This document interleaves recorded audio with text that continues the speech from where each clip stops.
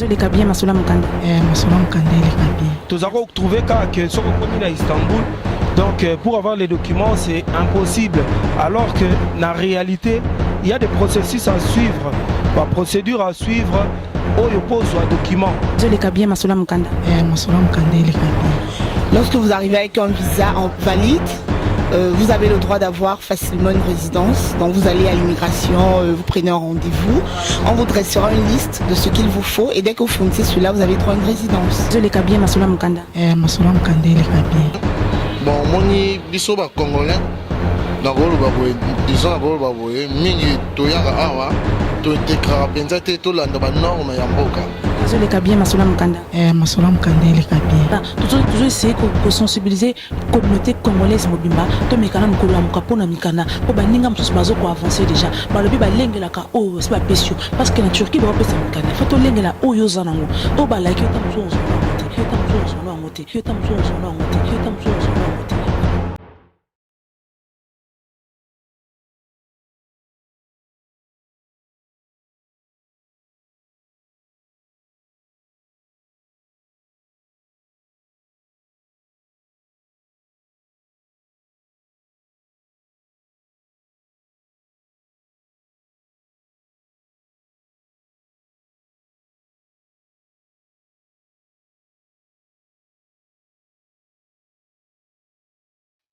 Balobi makambo indi, balobi ba faire échanger dimension, le transfert le plus sollicité. Balobi Christiana confond na kati ya Congo mokili. Christiana okito, babi na kati ya Congo mokili. Nani akobuze na oboya. Ba yebanga kande na ebisa bino, naza toujours wana ka pona bino. Babi Christiana confort désormais babi na Congo mokili www.congomokili.net. Voilà, obolinganga, ba obolituna Christiana kenda Christiana mona na susté na zali. Mutru ki mave, mutru zapeve to zawana. Babi na zana Congo mokili. Bo olinga confort olinganga vraiment bolandanga toujours na Congo mokili bozo ba information kitoko ba réalité à Turquie na États-Unis. Je dis bien na États-Unis bolandanga toujours na congomokili.net. Balobi site e 5 sarabato. Balobi site ba professionnel nanyo boya nanyo bouger nana bino mayele.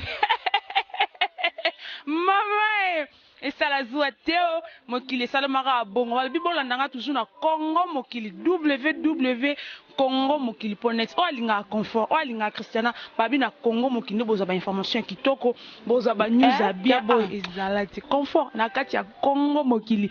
Merci à toi Adeyoue, merci à Sims, merci na Anelka Bafacette, merci na Adriana Dominguez. Donc merci beaucoup de opportunité wana ya kota na Congo mokili. Alors ne zappez pas, restez toujours branchés na Congo mokili nde boza ba suite à bien. Au revoir. Chers amis, bonsoir, bonjour, selon le moment où vous nous regardez. Je suis très heureuse de vous accueillir encore une fois de plus dans le cadre de cette émission Réalité qui passe toujours sur congomokili.net. Congomokili.net. Je dis bien www.congomokili.net. Et c'est pourquoi je vous demande déjà de vous installer confortablement parce que c'est l'ère de Christiana Confort pour vous faire plaisir. Et comme vous le savez, dans cette émission, c'est une émission qui vous permet de trouver les bons moments et d'avoir ceux qui se font rares. Donc voilà, avant de débuter cette émission, je voulais remercier vraiment Bato Baosa la fierté Nanga. Merci à vous, vous soutenir de loin comme de près. African Express, l'entreprise des fonds et des frais. Donc merci à toi, Jason Kaila Kaisho Mokondi na bango. Je dis bien Mokondi na bango. Donc je dis bah côté moi là bah pour là bango pe bandima. Merci à toi Jason Kaila Kaisho Mokondi na bango de m'avoir vraiment soutenu, mon sponsor à moi. Et me t'en sera pour moi qui n'a pas émission na Turquie et les Canada, bah émission mais là donc c'est grâce à African Express. Merci beaucoup à toi Jason Kaila Kaisho Mokondi na bango. Et merci beaucoup à Pichu Kambo na ville à Fontaine. Idéologie toujours bah le bizarre bon mais ça na batu. Yel ngami na kolabona Sarah Mouya Black Line. Sarah Mouya Black Line, merci à toi. Merci à José, José Mbumba, Motema ya batu ya Papi Mbumba, merci à toi. Et puis merci na bala tout ya Istanbul, bala ya palais nanga surtout vraiment merci beaucoup na bato ba soutenir nga, ba ça la vraiment fierté à Christiana Confort, ba ça la Kimsala Ekende, toujours Liboso. Alors dans cette émission, nous allons pouvoir parler Marie Alito les Canards la Turquie. Alors sujet ça que la communauté congolaise, c'est comme si tu as un ghetto pour un papier. Là, il faut qu'on se le dise. Malgré que vous pexez un lobate, mais non loba, non lobanangai, parce que bateau, bazana pour savoir la réalité sur qui bazonka n'andela Christiana confort, bazonka n'andela ya émission nanga, bazonka n'andela ya micro ya Christiana. Donc, ndiam c'est ça. Parce que le binazanga, mon nazali le seul journaliste ici en Turquie, c'est pourquoi on a bêta toujours comme Congo pour na kindal bosso. Merci à toi, Balobi Tantine Fifi nakati ya Belgique. Balbi Tantine Fifi nakati ya Belgique, maman pasteur, moi si abatu ya papa Jean-Claude, merci à toi Balbi maman pasteur ya fashion. Sozo mozomo na ande longa langala boy, Balbi Tantine Fifi to salanga vraiment. Merci beaucoup Tantine Fifi boinde Frézalara. Merci beaucoup na ba audience pas soutenanga de loin comme de près. Ba tout ya Paris Balbi Titina Matondo. Merci à toi Titina Matondo ma copine, on est ensemble. Merci beaucoup na audience pas soutenir nga Isabelle Okito, Marie Bonyoma, allons Okito famille nga mobima na lela bino fort na lova bino maman chérie, en tout cas papa Okito César, maman Jeanne Bissio, merci beaucoup à toi. Merci aussi à mon bébé chéri que j'aime beaucoup, Alekra Kiloko et Hermo Kiloko, sans oublier Deborah et Kanga et Keren et Kanga. Merci beaucoup vraiment. Alors si j'ai l'habitude que maman papa na mukanda en Turquie, ba congolais to éviter, ils ont une négligence. Comment faire ou soit comment, parce que la communauté mususu baza vraiment avancé pour le papier. Voilà pas photo le banc baza vraiment avancé pour le papier. Mikanda oui ils ont payé ma tozo zo mikanda ils ont payé ma nango, mais au moins on a payé sur mikanda boy, mais aussi baté comment qu'on renouveler en oui ba payé sur première année une année ba payé sur tant il croit une année pour qu'on renouveler en batumsu ba oye banditi. Il faut tout le bon. Ils ont dit que bozo base toujours bandité comment il y a ba renouveler mukanda wana. Alors émission ils ont dit que non tout ça là qui n'a sensibiliser parce que dans les médias tout meka ko sensibiliser communauté na biso tout le ko sauver communauté na biso congolaise à wana Turquie pour na ko zo mikanda comment faire et puis pour na ko renouveler en gros qu'est-ce qu'il faut faire. Donc voilà toujours essayer ko sensibiliser communauté congolaise mobimba tout meka na ko lamuka pour na mikanda pour baninga msusu bazo ko avancer déjà balobi ba lengela ka oh c'est pas pesio parce que na Turquie ba pesa mikanda faut to lengela oyo zanango o ba like tam so ozwana ngote faut to lengela ya wana Christiana confort azala toujours prêt azara na précédé mais azala toujours prêt donc mikanda zo pesa mais il commence ko to ba commander nini ba ya kuzo yango pour na Turquie vraiment sans blague ba tungisa na bango montuti oh non mbila ote msaote et surtout biso na communauté na biso congolaise vraiment ba africain basé belé mais biso na bien biso ba congolais mbila tungisa biso te mais mbila bi pas ça tungisa biso mbila bi pas ça kanga biso congolais oui akanga ba kanga biso na pied d'avion ndeto ki no meka ba voyage ndé place ba kanga ba congolais parce que tout ça bien répété to te ka putulute to ça la mi bien bongo ati mais ba kanga biso na pied d'avion ba bi ke congolais aluka toujours voyage alors tant ba kanga première Mbila tunyo tu es congolais wangani deuxième fois tu es congolais wangani wa bina mbila poetete yoza congolais po bakanga biso kana pied d'avion baby ke na mboko to luka ka voyage mais wana pe ko tite ko to e empêcher biso to zala en ordre na mboka ya batu non. Parce que balobi poto local boso mukanda na mboka nyoso psycho zali pour s'intégrer bien il faut toujours avoir des papiers il faut toujours avoir kozala en règle na mboka na parce que ils ont ba ouverture ébélé quand tu as les papiers ils ont ba ouverture ébélé et puis ils ont aider communauté na biso mobimato avancer na makambo ébélé donc voilà yango te ko baté que na lokambi la tout sara biso te to vana to kanga maboko na ozana mukanda ta mukanda ba turc non non il faut que tu profites balbi opportunité barata ngote il faut toujours to profiter o mukanda ba turc wana ba voyager na ngote o mukanda ba turc ba bima na ngote na ebisa yo bon ezana bato baza mikanda pe ba bima pe bazonga alors ngana ocha commentaire wana dessus te yango c'est pourquoi na senga boza pété boza toujours branché na Congo mokili nde boza switch ba information alors na tamsa ki micro na ngali banda to meka okita sur le terrain to meka otambola o mona ngana bino ndenge bat bazoloba ba o baza na mikanda ba o basala ke ba yeba kindinga ko renouveler yango to ba o ba yeba ba meka koyeba à partir il y a émission alors pour ne pas tout mais là il y a on aussi que non tout quitta sur le terrain to ba. Chers amis, comme je vous ai dit, je suis chez les camionnés et ça tombe bien, je suis avec le président de la communauté camionneuse qui va pouvoir nous parler comment faire pour avoir le papier et comment faire pour renouveler le papier. Bonjour président. Bonjour Christian. Comment vous appelez? Dieudonné Tudia. Est-ce que pour avoir le papier ici en Turquie c'est facile? Je dirais que c'est facile si chacun qui arrive nouvellement essaie de se renseigner pour savoir quels sont les éléments qu'il faut pour avoir ce papier. S'il essaie de remplir les conditions, pourquoi pas? Est-ce que quelles sont d'abord les conditions pour avoir le papier? Quelles sont les conditions qu'on vous demande? Les conditions, c'est d'avoir un visa en règle déjà, nous tous nous savons, pour ceux qui ne savent pas, doivent se rapprocher de leur communauté déjà. Pour ceux qui sont restés longtemps en Turquie, savent qu'un visa en Turquie, tu as une validité de 2 semaines pour pouvoir faire la demande de tes papiers. D'accord, Président. Est-ce que pour faire aussi le renouvellement, pour renouveler les papiers ici en Turquie, c'est facile aussi? Oui, pour renouveler les papiers, vous deviez signaler 2 semaines ou 1 mois avant que l'ancien visa ne finisse. Remplir les conditions qui sont inscrites par leur règlement au niveau de l'immigration. Ils vont te renouveler tes papiers. Président, est-ce qu'avec le papier que vous avez ici en Turquie, est-ce que vous pouvez aussi sortir avec, voyager à l'extérieur avec ça? À l'extérieur, c'est-à-dire où? Par exemple, aller en France? Le visa turc n'est pas forcément un visa. La Turquie n'est pas encore dans la communauté européenne, ça c'est de 1. Pour que tu aies la libre circulation dans l'Europe, nous tous nous savons qu'il faut que tu sois dans un pays qui est dans la communauté européenne. Même, excusez-moi, Président, même aller en Afrique, voyager. Mais bien sûr, si tu as ta résidence en Turquie, tu es libre d'aller dans le pays où tu veux et revenir sans avoir plus besoin de demander un visa parce que tu as une résidence. Merci beaucoup, Président. Encore la dernière question. Je voulais juste savoir, dans votre communauté camerounaise, est-ce que vous aidez aussi les Camerounais à avoir des papiers ici en Turquie? Le mieux placé pour nous expliquer.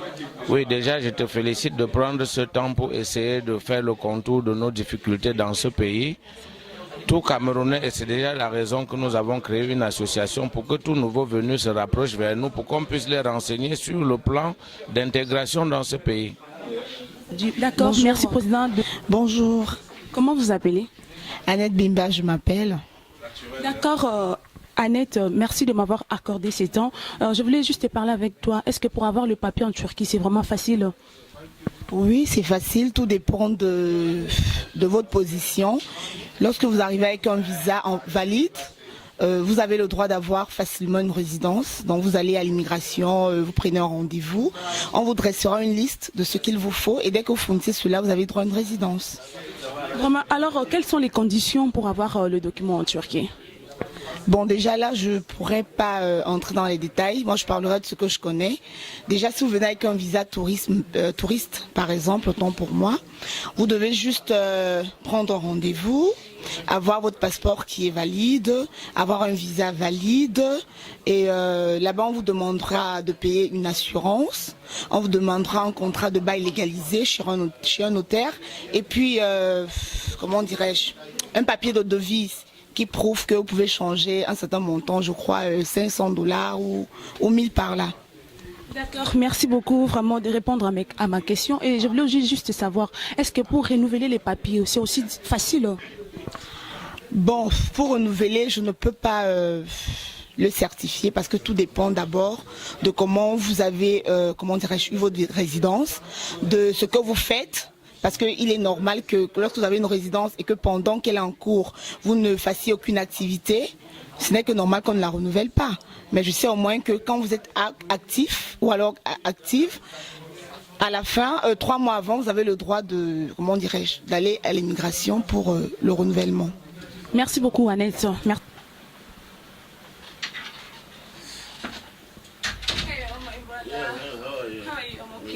Yes, okay.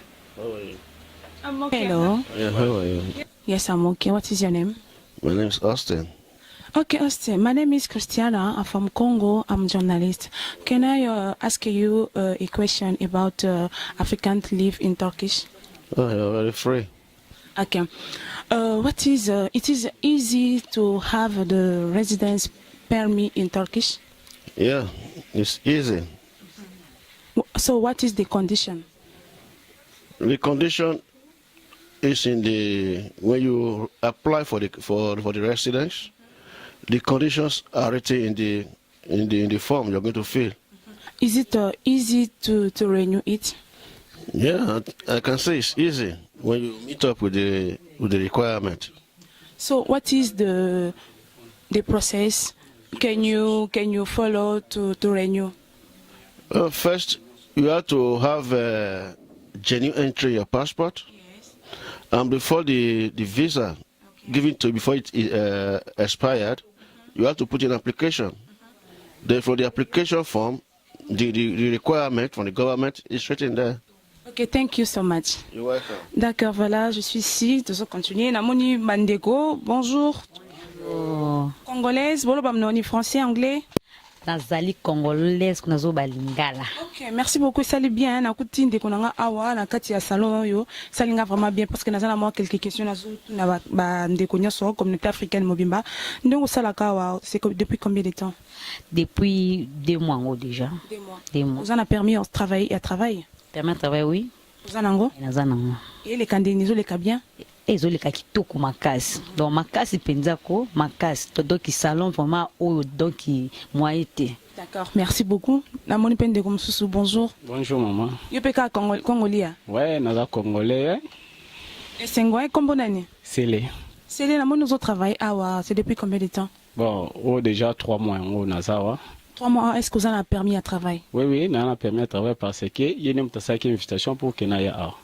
Depuis Afrique, ça les invitation. Du Sud, nous avons une invitation. Ça dit que vous avez permis. Ouais. D'accord, merci beaucoup, je les bien. Très cool. Merci beaucoup. Namoni pe bandeko basi bazali awa nazala. Bonsoir, bonjour. Bonjour. Kombonani? Esther. Esther, namoni osa nini? Te naiki basala suki, naiki passer Maria masala suki en tout cas. Abi osala suki makasi pas na tala ya makasi, yango mona nga la préférence salon o. Na lobi ndongo na Turquie boza mikanda? Na mikanda. Ba pesa ya combien de temps? Na mikanda 3 mois. Il y a 3 mois. Depuis combien ça déjà combien de temps? Na sali 5 mois. Désolé kabien masola mukanda. Masola mukanda ile kabien. Merci beaucoup. Ndeko, bonsoir. Bonsoir, c'est. Kombo nani? Kombo nanga Nancy. Nancy namoni awa. Lobana ngana ozo plus mama mukanda. Ndo na Turquie boy. Ça déjà combien de temps? Bon, on a fait 7 mois. Vous avez un papier? Na papier nanga. Vous avez un déni? Naza ka parti à réfugié kindakanka. Ah, yo zana procédure ya ba réfugié. Bon, c'est une bonne idée aussi, c'est pas mal. Dépose yango et ça dure combien de temps? Depuis na zongo 5 mois. D'accord. Et les cas bien? Les cas bien. Au Canada ou aux États-Unis? À Canada, ça va aller. D'accord, merci. Et puis voilà, nazana ba congolais, bazali vraiment mieux placé pour bato mekana ko solana bango.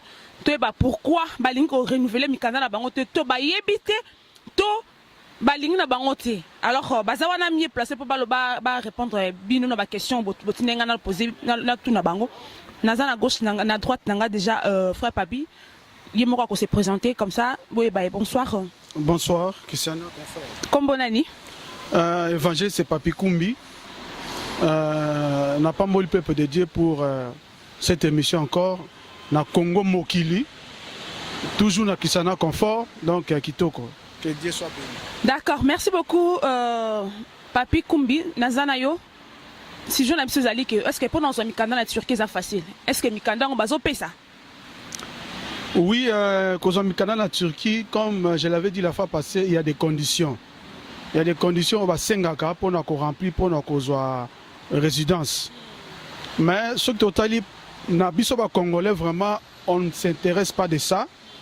Pourquoi vous s'intéressez à la Comment est-ce que vous avez illégal? Pourquoi la communauté congolaise s'intéresse à la tandis que la communauté comme les Nigériens ont vraiment avancé pour la même Kandawana? Oui, donc le problème c'est ça quoi. Les appels très importants sur la communauté congolaise, ceux qui ont des problèmes pour informer Batou. Mais la Tiki va payer sa résidence, va payer sa Mikanda. Il y a des conditions aussi. Il y a plusieurs sortes de résidences où on peut faire Mboka Oyo. Il y a la résidence pour travailler dans cargo, dans business. Il y a la résidence pour le tourisme. Il y a la résidence pour les commerçants. Est-ce que d'abord vous avez la résidence vous avez permis à revenir à Mboko? Oui, nous avons la résidence, la fois passée. Résidence Césali. Bientôt je vais renouveler ça. Est-ce que pourquoi bientôt? C'est depuis combien de temps vous avez la résidence? Ça fait déjà 2 ans.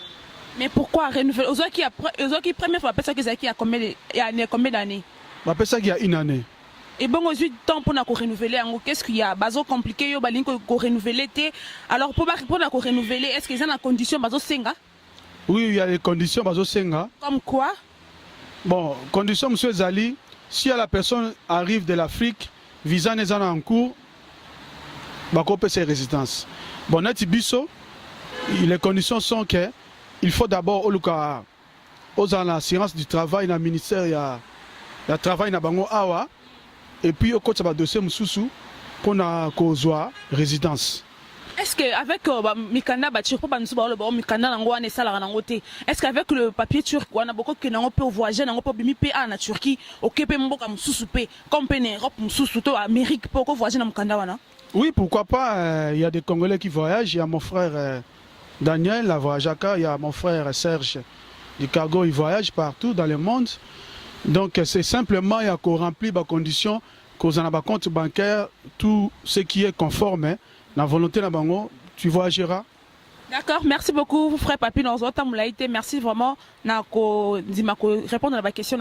Alors, dans la gauche, dans la personne comme sous soit Pembeni, Azali vraiment mieux placé pour te mettre à Masolon, en Turquie. Bonsoir. Oui, bonsoir, madame. Comme bonne année. Junior Kanto, autrement dit Power Kanto. Junior, toi, on a sujet moi en Turquie. C'est comme si Bisso Congolais, tu as un peu négligent côté de papier. Et là on y est ça là bon tous négligents nga na otina national na Nigérien national na Camerounais national na Sénégalais baza vraiment avancer dans ba papier c'est comme si biso mo ba Congolais to linga na biso mikana Turquie pour na nini ça la raté et ça la bien ou comment. Bon, premièrement na koloba makambo ya mikanda na Istanbul et ça eza likambo ya premièrement connaissance. Toza penza mieux placé na moi connaissance awa sur place. Mais pourquoi aux en Turquie? Parce que il faut intégration pour aux avancer, il faut vraiment qu'on s'intègre. Comment ça? Est-ce que kenara tuna ki bato ba boy ko la kisayoto oyebi na ote vendre kana kwena yo? Non bon, en fait ezako loba ezate parce que bato tozaki ko tunate ezande milliers to kutana nango bazaki penza bato to kutaki par exemple bazalaki na moi possibilité wana ya repé sa biso ba réalité au nyon sauté donc par rapport il y a ba réalité au toyo kutana nango biso ba congolais toyebaki te que pour avoir les documents c'est possible tozako trouver que soko komi na Istanbul donc pour avoir les documents c'est impossible alors que na réalité il y a des processus à suivre, bah, procédures à suivre, où il pose un document.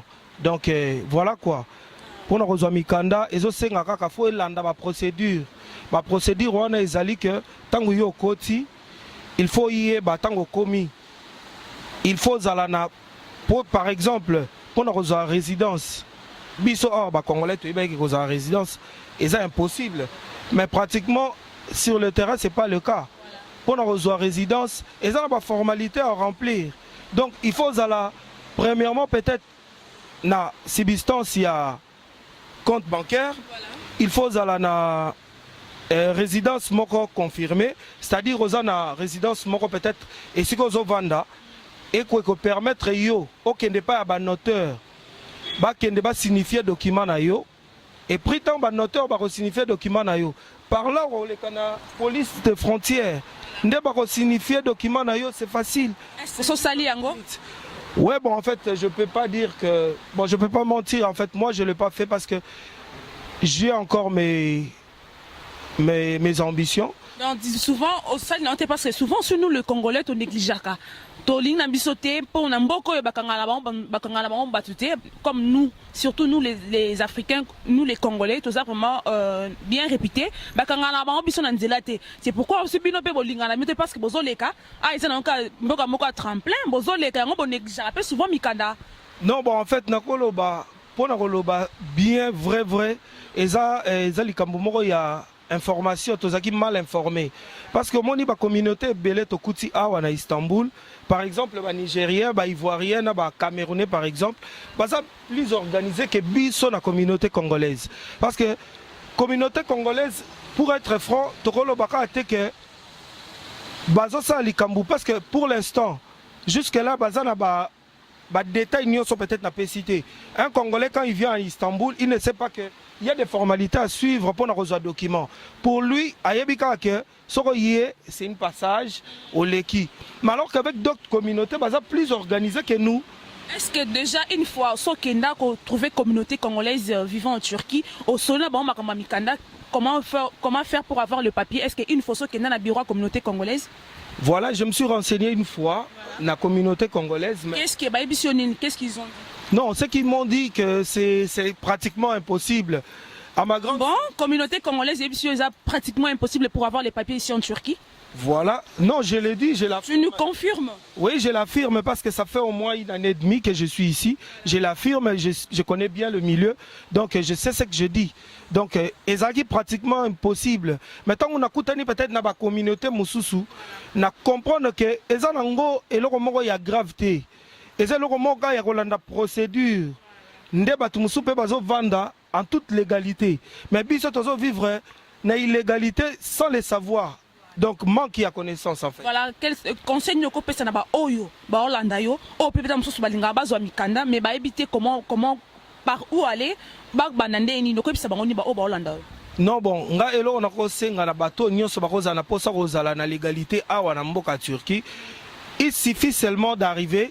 Il y a Luka Kolanda, renseignement nyonso complet.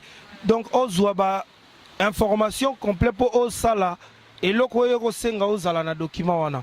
Et non que aux zela batumusu peut-être par exemple ndenge biso to yebaki quelque soro yé au revendaka peut-être 2 quelques jours 5 jours aux autres parce que Istanbul et sa ville moko peut-être on peut l'affirmer que sa ville moko oyo batu bazalaka ba déranger raté la police a tchaka penza mutu mulungete mettons mutozo vanda biso to yebaka ke awa pona uzana document oza peut-être par exemple na résidence c'est pratiquement impossible. Mais alors que le visa, l'obtention de visa au Yosu-Namboka, ça te permet d'avoir beaucoup de opportunités à Wanamboka. Donc, il suffit peut-être par un auteur, na quartier c'est aux Vanda. Aux Vanda, na ici comme moko peut-être par exemple, na milieu moko to Vanda na hôtel, où ils ont reconnu. Au cas où soit document na yo, il y a contrat de bail. Au même yango et pas il y a noteur, il y a quartier na yo. À signifier au même document on a la police des frontières. Directement tu as droit à ta résidence. Voilà quoi. Merci beaucoup vraiment Junior Nandenge au répondre à la question. Vraiment mes chers amis, comme je vous ai dit, je suis la seule journaliste vivant en Turquie. Ndeka izalaka, yango balobara soro bimi na mboka, il faut toujours que le camarade moko na communauté camerounaise, ami moko na communauté sénégalaise, ami moko na communauté nigérienne pour toujours qu'on aura ba information parce que aujourd'hui bande mboka parce que la communauté na biso congolaise c'est que tu constaté c'est comme si tu dans la négligence ya koza mikanda tandis que ba communauté miso bazali déjà avancé na mikanda on a balobi ba lengela d'abord oyo zanango o ba pensionné ba lengela mais o ba laki OK batam supposo ngote donc voilà yango Christiana Confort azala na précédé mais azala toujours prêt. Voilà, nous allons continuer avec des interviews avec d'autres personnes mais je sais que et ça la plaisir na ba ibanga ba ça la vraiment balobi fierté nanga balobi na London balobi maman Mireille maman na Richmond donc ba salon place aux ali balobi maman Blandine ba salon place aux ali balobi ba onions ba ça la fierté nanga balobi DJ Chéri bon na Sudaf anti-rebelle ba salon place zali batu nyonso bana tu ya Istanbul na lela binotara fio valoriser Turquie oh Turquie kemba oh Turquie boy babi Christiana Confort à longa Turquie donc voilà tous ara na poto sensibiliser batu to sensibiliser vraiment communauté na biso congolaise que pour na cause papier et ça dango facile il suffit kaka on remplir ba condition o nyonso ba koyebisa OK na Fati Beledi et Fati Awa OK na Emnet Fati OK au rendez-vous na yo sur le net après au réunir ma condition o nyonso ba koyebisa yo o memi yango et puis pour na ko sala ko renouveler papier et ça dango et demande et senga nango te ko fo bosala non et ça dango facile mais souvent biso mo ndé ba congolais tout ça négligent côté papier alors restez toujours branchés na Congo mokili balobi si tu es sangisa batu et ça vraiment batna katia monde mobimba donc et ça la bien quoi ado you merci coup de chapeau à toi balobi Sims Bassesele merci beaucoup Anel Kaba Fossette balobi Rihanna Dominguez merci beaucoup à continuer. Bonsoir. Ah oui, bonsoir maman. Comment Nani Soko s'est présenté? Bon, merci maman pour la parole non notre bosso on peut se présenter dans l'émission non. Zambali Mangaya. Voilà, Zambali Mangaya, toi toujours na à Istanbul, Mabele, mais quand on a le barbabi, fio valoriser Turquie quoi. Tout ça toujours wana. Toi dans le sujet mikanda, surtout dans le sujet na pisa que non, est-ce que pour d'abord cause mikanda na Turquie, est-ce que c'est facile ba turc ba peut ça mikanda? Bon, mpona kozwa mikanda na Turquie oui eza facile. eza facile basala ndeni. Bon kosala eza il faut olanda banorme, il faut olanda banorme. Bon moni biso bacongolais nakoloba boye disons nakoloba boye mingi toyaka awa tointégraka mpenza te tolanda banorme ya mboka, mais so tolandi mpe banorme ya mboka ndenge esengaka eloko nga mpe na comprendre bato na memaka bango mosika te parce moni mutu alongwe na Congo aye awa na mboka oyo eloko ya liboso ezala nano problème ezala langue mais soki mutu oyo aza na facilité ya langue en tout cas mpo akoma mpo azwa nde mokanda aswala nika banorme akozwa nde mpe mokanda. Voilà, tolobela nanu yo mikanda kogénéraliser bakongolais nyonso te tolobela nanu surtout yo est-ce que yo oza na mokanda ya baturk? Si nga azwa mokanda baturk. ozwa na yo ya combien de temps? Nga bon bapesaki nga mokanda baturk nazwaki neti ezali bainane. Inane, est-ce que depuis inane wana est-ce que soki na ba renouveler est-ce que mikanda ngozwa bazo renouveler? Bon problème oyo vraiment eza ke oui omoni bamikanda oyo biso tozwa eza deux sortes. Bamosusu mpe bazala bango na bamikanda barésident mais oyo mosusu bazwa ezala mokanda kota bangunda comme baréfugié. Mais biso sikoyo toza mokanda kota baréfugié te mais toza kota ya gouvernement turc. Eza neti de mikanda. Sikoyo na mokanda différence nini ezali côté ya ngunda na côté ya gouvernement turc? Bon mokanda oyo eza na côté ya ngunda eza ke ozela ti baséjour mpo Turquie awa eza na pays oyo erecevoir nango bangunda te bazwaka na bango pays accueil te. Donc bango baozela ti baséjour na bango wana ekokoka oyo baotransfert to bango na bamboka oyo batindaka wana nde bakei mais oyo mokanda oyo biso toza nango eza oyo batirke bango gouvernement tirke laka amonaki akomi mpe na charge ya baréfugie mingi afongolaki mwa je moko boye wana akoma kopesa bato barésident yango apartir ya wana nga mpe na connaissance mosusu na bandeko mosusu tozali na bango yango nga mpe na temps wana nga mpe nasepelaki mpe na initie nazwa mpe mwa mokanda wana nasalaki baméthode nyonso to bamécanisme nyonso to mpo nga mpe na intégré nazwa mpe mwa mokanda mpo esala ta bien oyebi kaka na bamboka bato soki oye eloko liboso biso towelelaka biso baafricain towelelaka ozala te na mwa papier moko boye mpo yango nde kokosunga otalaka. Voilà, bien là, voilà.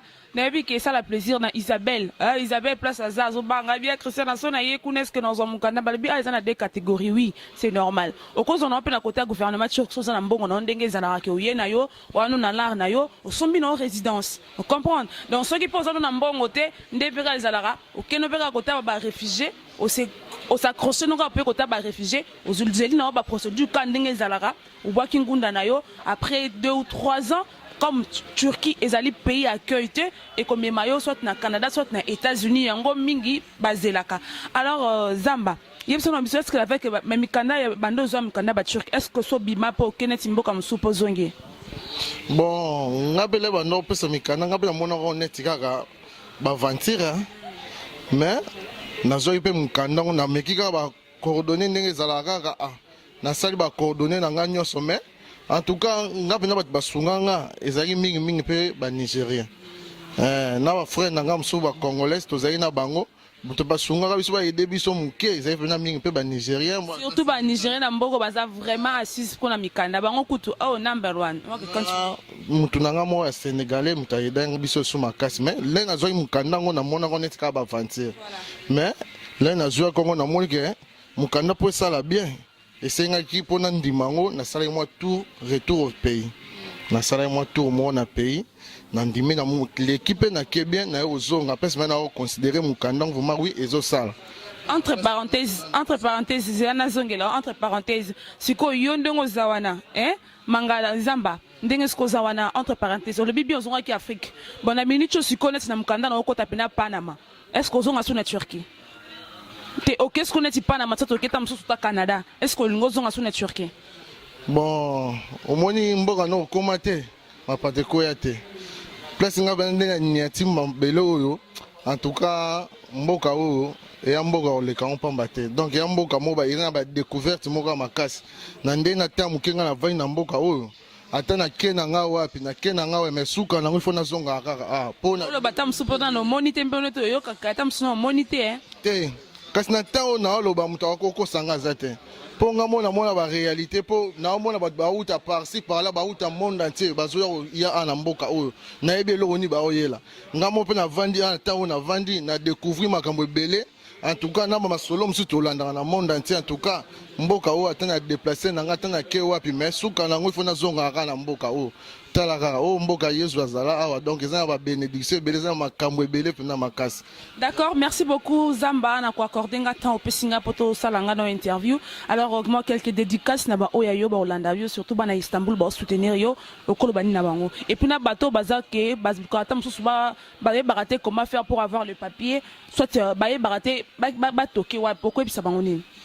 Bon omoni likambo mosusu bandeko mpe bandeko bayaki ebele bana besoin pena ba papier mais problème est là que normalement il faut na le clair lelo ba pesa sous ba ni biso ba toya na ba passeport binga na zwaki résident na passeport ya commerçant mais lelo vraiment le kota mabete na passeport commerçant ba pesa na bango ba nini te ba accorder na bango ba nini te ba résident te donc oyo azana passeport na eza ya tourisme wana pena sora ye nango boya kotisi bien azo pena mukanda na résident wana pena en tout cas na bandeko nyo surtout ba Hollande nga so wa ya na passeport na ba koma ya tourisme ombe tension emploi moi ma misusu mais ya commerçant de mikolo eza moi kilo mais so ye na ba passeport neza nango na ba nini wana ozono résident na yo osala na ba makambo na ofongoli na mususu en tout cas mboka eza nango bien nde to vandaka na ba playboy yo bikaka masolo tambola nango kitoko quoi. Voilà, merci beaucoup. Nalingi un peu na éclaircissement place wana na éclairci place Zamba lobby. Au moni pene tota ba Congo ne tota Afrique surtout en Turquie. Bat basela biso ba démarche mingi baloba na biso ke non pour que na Turquie le pays à business, il faut osala na passeport ya ba commerçant. Donc comme madame sous na visa na passeport na il faut que on d'abord commerçant pour pas accorder visa. Alors tant que yoza commerçant déjà et que oye na Turquie, oye au luka résidence ils ont posé problème. Alors ils ont singa que il faut qu'on retourne encore na pays ozonga oya na visa touristique pour pas accorder yo ba pesa yo résidence et c'est par là que ils ont posé peu problème parce que monto ça combien entre biso normalement monto ça comme na Turquie andi mazonga na no Congo ayebi na teso ke ko simba ayebi na teso ko mbongo akosusu mbongo billet yango pe ça la pe problème que monto soka yeboye andi minga vana na ta sans papier le ko pe mboko batungisaka ba pe monto te andi mina so ta kene asaneta ba démarche côté ya Nations Unies pour azela mikande na. Alors to comme na su Kazamba mot de la fin moi quelques dédicaces na batba Hollande yo et bon to kabwana. Bon mot de fin ça te pour tous en vie quoi pour l'émission ndé bon. En tout cas, na CP mingi ba remerciement na ngana on a pesi non pas na umoko na nos grands journalistes mboka oyo. En tout cas, nzamba pambolo so ebele biso pe to soutenir yo et que ne sous liboso sous makasi pour ça musala ozo sala eza loisir te. En tout cas, nous avons une initiative ya kosala makambo en tout cas to soutenir yo kendeka liboso nzamba bakisolo belé penza. En tout cas, soki ba découvert tous ces ali to roya nso ko loba mais o azana besoin penda ayo zota idée pona ndenya zo mukanda résident ya mboka oyo soka ye a contacter biso to sunga ye na ba condition o ka soka ezani na ba norme o ndenge zo senga en tout cas ezana ngo bien. Et ça en bien tranquille en tout cas pour na minuse parole te en tout cas on est surtout balinganga o tout ba yebinga o bazana ba France bazana Belgique bazana monde entier na pesi bango ba mbote sans oublier Enrico Mabele ngiringo to ne tombera jamais sans oublier mutunanga sous ba bureau masolo makasi Roli Masamba wana penda ile kakate na bosente na Paris mutunanga ibengo Bengo Stone bato bazaze belé bayebinga famille mangaya nyonso tu na pesi bango ba mbote belé en tout cas basi nyonso tu ya palais bana tu yedi coulé o bakangi masolo en tout cas ba mbota Istanbul mobimba en tout cas na lingi bino makasi ba mbote na bino belé makasi sans oublier de kin olongwe de kin mais commis de Paris de kin yo yebika ande to solo ki masolo za bien qui sombe kuna na ngamba braza masolo yekene nango bien en tout cas on est ensemble quoi tout le monde a pesi bino ba mbote en tout cas pour na minimiser parole en tout cas merci en wana ça va quoi. Voilà, merci beaucoup Naba Ebanga o boto tikolanda interview o notre salon na Zamba boto kandenge moko alobi na sûr que émission o ezali poto mika ko sensibiliser surtout communauté na biso congolaise vraiment pour na kozwa ba mikanda comment faire pour avoir les papiers.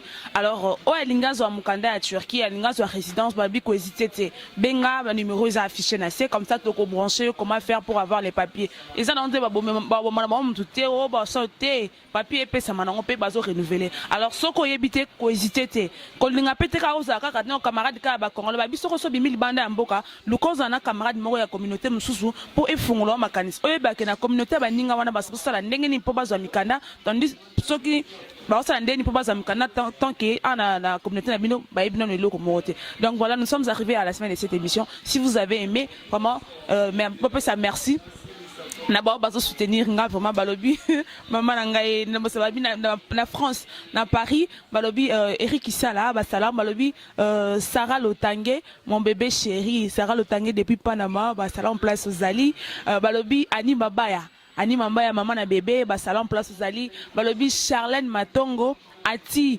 Mundibu basala babi Tanya Kimbudi depuis London, motema batu ya lengila donc ba salam place aux Ali et baninga nanga nyonso balinganga surtout bana Istanbul babi bana Istanbul tout ba salam et tala fio ba le valoriser la Turquie Turquie boy mais confort à longa Turquie na lo bango confort à longa Turquie fio valoriser Turquie pe sabilong na Turquie. Alors merci beaucoup na équipe na mobimba Congo Mokili balobi Congo Mokili babi sito e 5 sabato e kabolate Congo Mokili. Merci à toi Ado Yue, merci à toi Rihanna Dominguez, Anelka Bafosette et pour Nabo Sente Sim Cecele, équipe na mobimba Congo Mokili. Merci beaucoup. Comme je vous ai dit, to sara to tam sara micro pour nous avoir ba information parce que nous avons mis placé ba na zalanga mon na Turquie nous avons mis placé pour nous informer bino maramino c'est les na Turquie. Comme je vous ai promis que dans l'accès Turquie na ba façade na nyonso.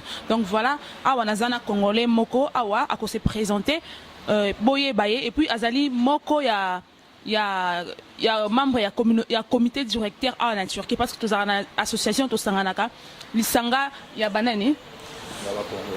Voilà, l'Isanga ya Congolais na Turquie. Donc il est là, Azali Moko ya membre ya comité directeur. Il fallait vraiment que Nassa na président ya. Qui vraiment Nassa na président ya communauté congolaise vivant en Turquie. Faute il y a temps et puis empêchement zanango yango sali que à 8 ans il y a ko les kanami microté mais voilà et atindelinga Moko ya mutuna bango ya comité directeur. Bonjour. Bonjour. Comment vous appelez? Je m'appelle Serge Kabemba. Serge Kabemba, depuis que vous êtes en Turquie, vous savez déjà combien de temps en Turquie? Ça fait 12 ans. 12 ans. Effectivement, 12 ans. Voilà, Serge, 12 ans. Et ça, qui était vraiment, vous êtes doyen à Mboko. Vous êtes vraiment Moutouakala parce que vous êtes 12 ans. Tu as déjà 5 ans, mais déjà 12 ans, c'est que vous êtes vraiment ébélé. C'est comme si Serge, tu as un problème pour avoir papier en Turquie. Mikanda. Est-ce que les Turcs peuvent vraiment Mikanda? Oui, comme dans tous les pays, si vous êtes dans les critères, on reçoit Mikanda, quoi, c'est ça. Comme quoi? Donc, les conditions, comme quoi? Essentiel, comme quoi les conditions pour avoir les papiers? Non, ça dépend de quel papier, pourquoi, quelle est ta visée. Tout dépend de ça. Et il y a des critères pour chaque cas. Tout le monde peut battre bazu yango na monima battre belé na ko cité nti bazamba ba jorma maman battre belé ba sorel lia ba salam ba sorel bazu mikanda wana et puis ba sereki condition ba bima ba bimi pe bazongi mais bazo renouveler kakate. Est-ce que ça na circuit moko zo sala mapona ko renouveler mikanda? Non, faudrait avoir une raison pour renouveler les documents, mais sans raison. C'est la loi, il faut avoir une raison valable pour renouveler les documents. Mais quand il n'y a pas de raison, on ne va pas renouveler. C'est un peu ça. Et puis, ça n'a pas de belé, fundi bino bata communauté awa na Turquie, il y a communauté congolaise awa na Turquie. C'est comme si bino besoin aider ba congolais au bazar na Turquie.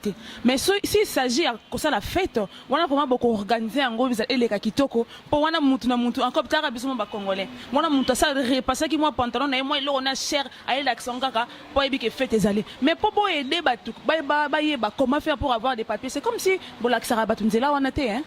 Non, c'est pas vrai, c'est pas vrai. Il suffit que quelqu'un demande, on va l'orienter. Ce n'est pas à la communauté d'aller crier, d'appeler les gens. Venez, on va vous montrer comment avoir les papiers. Non, on ne connaît pas les objectifs de chacun. Ça dépend, si tu as besoin qu'on t'aide, on t'oriente, on va le faire. Oui, bien sûr, au Kosalango, mais tant que vous avez réunion, souvent ma réunion pésalara, vous avez une réunion, ce que ma sola bondo, bobeta masoni, ma sola bobeta ngwana, voilà mon tour, on a passé aux papiers, vous contactez mon tout kingan. Est-ce que vous avez une fois, vous l'avez pas dans la communauté? On a toujours dit aux gens, s'ils ont un problème, qu'ils viennent, on va les aider. C'est ça. Et puis, bah, t'as si le bakeno, bah, viens, on peut te couper mité à ma baie.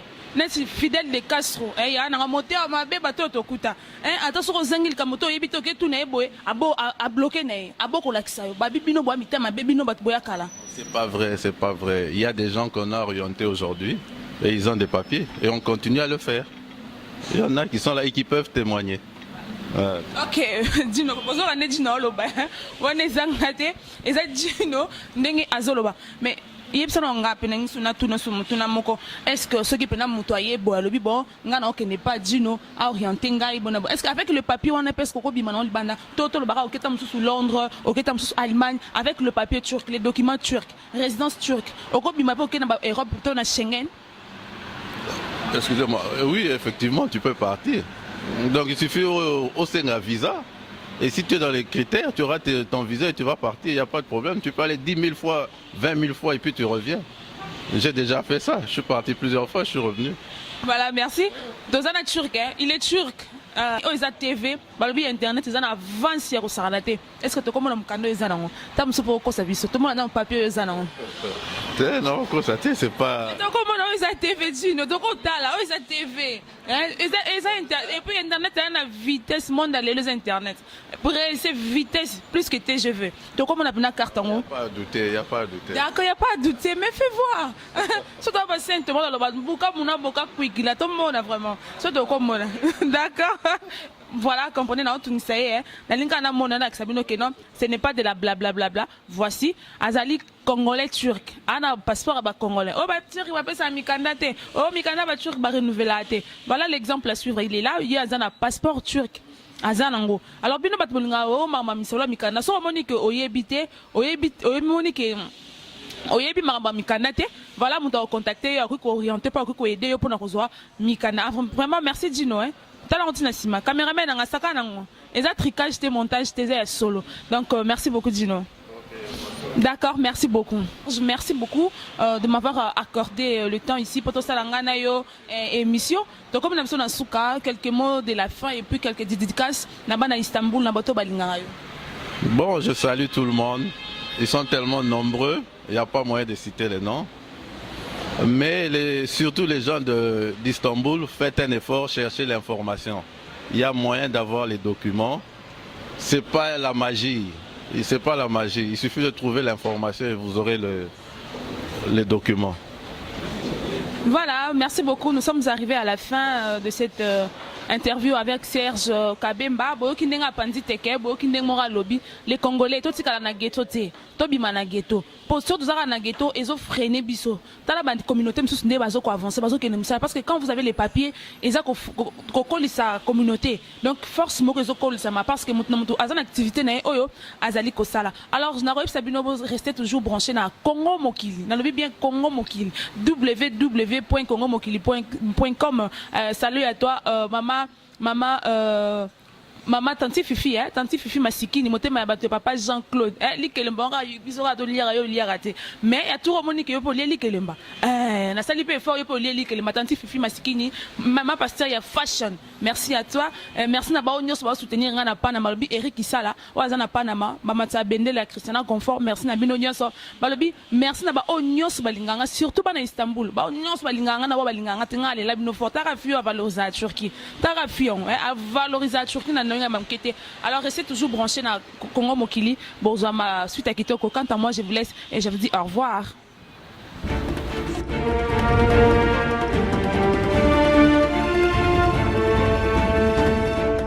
Vous informer, c'est notre devoir et notre objectif est de rendre intéressant ce qui est important, pas important ce qui est intéressant. Voilà. Désormais, ma vie, le match changé. Le fait que ma vie changé quoi. Quand même pas le cas. Comme la quitte veut dire que non, gros mokili, gros mokili. Tozongeli. Tout le monde a savé, tout le monde a savé, tout le monde a savé, ma changé, comment mokili.net. Et j'ai soutenu que ton lobby est sous le site. Mais ton solo lit et l'équipe na télévision, Baraka Télévision, le mercredi à 22h, jeudi à 15h30, rediffusion et vendredi à minuit.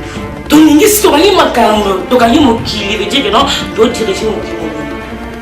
Mieux vaut un homme piaquer, mais en liberté, cause à la riche en prisonnier. Gros mokili. Et il y aura plusieurs branches de divertissement, d'information, pourquoi pas de la chronique musicale dans politique. Tout sera toujours branché, tout l'inganaka, tout ça là, toujours à la pour la Congo qui est délivrée. On te met nous Congo mokili.net. Donc, il y a un musical, tu peux dire Congo mokili.net. Tu peux dire rien à Guinée. Tu peux dire que cela a été Congo mokili, l'union fait la force. Il y a un merde, on a roulé dans la masse. Donc, ma casque à carburant. Et le peuple était habillé. Gros mokili. Oye, to yambio, to solo li très bien. Et na Kinshasa, bande ba fandi, batalio, au PC information. Donc, tout ça, on s'est fait Congo mokili.net hier. Liberté d'expression à moi. Donc, la carte est Congo mokili.net. Vous comprendrez, la famille de l'ami, on a mis une goutte à la bissoline aux sportifs. Oba saper. Aux musiciens. Aux bananes, bah comédiens, bananes, donc tout, à la pose vraiment les cachériens, au message qu'on a parlé, naza vraiment, on a désormais mené la Congo mokili. Donc, dès qu'on a sur le début, on a Congo mokili, CM News, il y a diffusé sur Baraka Télévision, on a 3 diffusions. Nous sommes là pour promouvoir l'excellence. Non, c'est bien ça, Kabi. Gros mokili. Ya solo.